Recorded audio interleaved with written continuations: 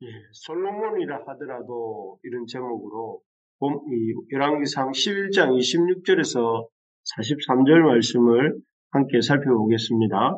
우리가 잘 아는 것처럼, 우리가 계속 보고 있는 것처럼 솔로몬은 위대한 지혜의 사람이었습니다. 솔로몬 하면 지혜하면 솔로몬 이렇게 연결될 만큼 솔로몬은 위대한 지혜를 가지고 있었던 사람입니다. 이러한 솔로몬의 놀라운 지혜는 우리가 본 것처럼 하나님을 경외함으로 하나님께 간구함으로 받은 그런 지혜였습니다. 이 지혜 덕분에 솔로몬은 엄청난 일들을 남깁니다.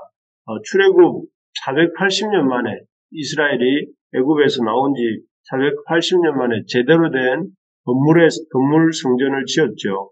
그리고 그곳에서 아주 성대한 봉헌식을 드리면서 하나님의 불이 임하는 역사를 경험하고, 그래서 어찌 보면 솔로몬의 때에 하나님을 예배하기 위해서 행하였던 출애굽의 역사가 완성되었다 할 수 있을 정도로 참 이 솔로몬은 성전이라고 하는 성전 건축이라고 하는 큰 업적을 이루었습니다. 또 하나님이 주신 지혜 덕분에 솔로몬은 이스라엘을 어찌 보면 부족 12지파를 중심으로 한 부족 공동체의 규모에서 어떻게 보면 명실상부한 이 정부로서 이스라엘 나라의 기틀을 잡고 또 그 기틀 위에서 이스라엘 역사상 전무후무한 번영을 구가했던 왕이 될 수 있었습니다. 하지만 이렇게 하나님의 지혜 덕분에 참 놀라운 업적들을 많이 남긴 솔로몬이었지만, 우리가 보는 것처럼 그 통치 후반부 솔로몬이 총 40년을 통치하는데 그중 20년은 성전 건축과 자기 왕궁 건축에 시간을 들였고, 그 나머지 후반 20년은 그렇게 자랑스럽지 못했습니다. 어제도 말씀드린 것처럼 지혜의 근원이 되시는 하나님을 경외하지 않고 그는 하나님의 주신 말씀들을 가볍게 여기고 행동합니다. 그래서 성경에 보면 신명기 7장 2절에 보면 이방인들과의 통혼을 금한 하나님 말씀이 나옵니다. 그리고 또 신명기 17장에도 보면 이스라엘 백성들의 왕들이 지켜야 될 교훈들을 쭉 말씀하는데, 거기에 보면 많은 아내를 두지 말고 많은 말과 병거를 두지 말고 부를 추구하지 말 것을 이렇게 당부합니다. 그런데 솔로몬이 이 말씀들을 쉽게 또 가볍게 생각한 것 같습니다. 그래서 그는 이 하나님의 말씀을 어기고 우리가 본 것처럼 많은 아내를 두고 엄청난 부를 추구하고, 또 무엇보다 참 이렇게 하나님 말씀보다는 이런 건축과 또 자신의 어떤 만족 추구를 제일 앞세우기 시작했던 것이죠. 이에 참 하나님이 이런 솔로몬을 경고하시기 위해서 그런 길로 가지 말 것을 이렇게 깨닫게 가르치시기 위해서 이렇게 에돔 사람 하닷, 또 다메섹 사람 르손 같은 참 인생 막대기와 사람 채찍을 세우십니다. 그래서 이들이 이스라엘 나라 밖에서 솔로몬을 대적하면서 이 솔로몬이 깨닫기를 원하셨죠. 하나님이 내가 지금 잘못된 길로 가고 있어서 사람 막대기와 인생 채찍을 세우셔서 나를 때리시는구나 하고 그 잘못을 깨닫기를 원하셨습니다. 그렇지만 솔로몬은 참 그런 하나님이 주시는 징계 앞에서 자신의 잘못과 자신의 교만에 대해서 돌아보지 않습니다. 오히려 참 계속해서 그 길로, 불신앙과 불순종의 길로 이렇게 가게 됩니다. 결국 이러한 자세가, 만약에 그가 거기서 돌이켰더라면 놀라운 또 통치 후반부가 되었을 수 있는데, 듣지 않고 불순종의 길로, 또 하나님의 말씀을 가볍게 여기는 습관을 가지고 불순종의 길로 갑니다.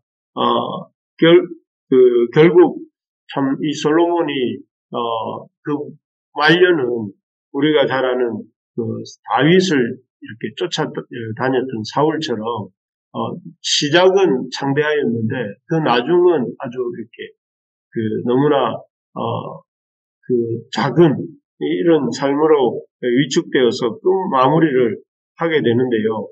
참 이렇게 하나님을 신뢰하고 또 경외하고 하나님의 지혜를 가지고 참 이렇게 시작했던 솔로몬의 그런 참 작아진 말년을 보면서 참 안타까운 생각이 듭니다. 이에 하나님께서는 솔로몬이 아끼고 신뢰하던 계속해서 불순종하고 또 이 르손이나 하닷 같은 그런 대적을 일으켜도 깨닫지 못하는 솔로몬에게 하나님은 오늘 이제 그 솔로몬이 국외가 아니고 국내에서 신뢰하고 아끼던 여로보암을 또 다시 한번 일으키셔서 솔로몬을 대적하게 하십니다. 이 여로보암이라는 사람은 요셉 지파죠. 에브라임 지파 사람으로서 솔로몬이 에브라임 므낫세 두 지파 감독을 맡길 만큼, 한 지파도 아니고 두 지파 감독을 맡길 만큼 신뢰하는 부지런하고 용맹한 사람이었습니다. 그래서 하나님은 이 여로보암을 이 솔로몬을 대적하게 하심으로 솔로몬을 마지막으로 또 한번 그에게 깨달을 기회를 주십니다. 그래서 이 하나님은 아히야라고 하는 선지자를 보내셔서 새 옷을 12조각으로 내게 하시고 그중 10조각을 이 여로보암에게 주면서 이 여로보암이 장차 10지파를 다스릴 왕이 될 것이라고 이렇게 예언하시죠. 이에 솔로몬은 그러면 어떻게 해야 되겠습니까? 하나님이 이 선지자 아히야를 통해서 여로보암을 이렇게 세우셨다는 것을 안다면 하나님 앞에 자기를 돌아보고 또 하나님 앞에 회개하고 그 길로 나아가는 것이 아니라 오히려 하나님이 그 여로보암을 세우시고자 하신 하나님의 뜻을 받아들이지 않고 그 뜻에 저항하면서 이 여로보암을 죽이기 위해서 이렇게 힘을 씁니다. 이 다윗을 죽이려고 했던 사울과 똑같은 행동이죠. 그래서 결국은 여로보암이 이렇게 애굽으로 피난했다가 솔로몬이 죽고 난 이후에 돌아와서 10지파를 다스리게 되는데요. 참 길게 말씀드렸지만 이렇게 솔로몬이 왕으로서의 하나님을 경외하는 왕으로서의 통치권을 경외심을 잃고 또 리더십도 잃어가는 모습을 보면서 깨닫게 되는 것은 단순합니다. 그 어느 누구라도 하나님의 말씀을 가볍게 여기고 순종하지 않으면 낭패를 당한다 하는 것입니다. 하나님께서 사울의 왕권을 취해서 이렇게 다윗에게 주셨던 것처럼 솔로몬의 왕권도 취하셔서 여로보암에게 10지파를 다스리는 왕으로 세우시는 것입니다. 그래서 우리가 참 하나님 말씀을 가볍게 여길 때에 또 하나님 경외하는 일을 가볍게 여길 때에 결국은 참 우리의 인생이 쪼그라들 수밖에 없고 그가 아무리 솔로몬이라 하더라도 그가 아무리 사울이라 하더라도 하나님의 말씀을 가볍게 여기고 말씀에 불순종하고 또 그 말씀을 지속적으로 듣지 않으면 결국은 그 인생이 하나님께서 낮추시고 또 하나님이 참 경고하신 그런 멸망의 길로 갈 수밖에 없다 하는 것입니다. 그렇기 때문에 여러분 우리 인생에서 어떤 일보다 참 이렇게 신경 쓰고 또 관심 가져야 될 것이 하나님의 말씀을 들을 때에 두렵고 떨리는 마음으로 순종하는 마음으로 듣는 사람이 되는 것입니다. 그래서 우리가 다른 소리는 안 들어도 못 들어도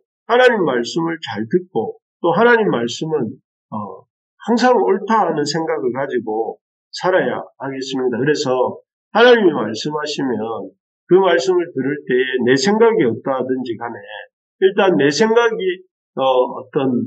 잘못된 것은 없는지 먼저 돌아보고 내 삶의 태도나 나의 생각이나 삶의 태도나 습관들을 고칠 수 있는 그런 우리가 되기를 소망합니다. 그래서 끊임없이 하나님의 말씀에 맞추어서 나를 조정하는 인생이 될 때에 그 인생이야말로 참 일생을 통해서 하나님을 하나님의 기쁘심을 받고 또 하나님이 쓰시는 인생이 될 수 있을 줄로 믿습니다.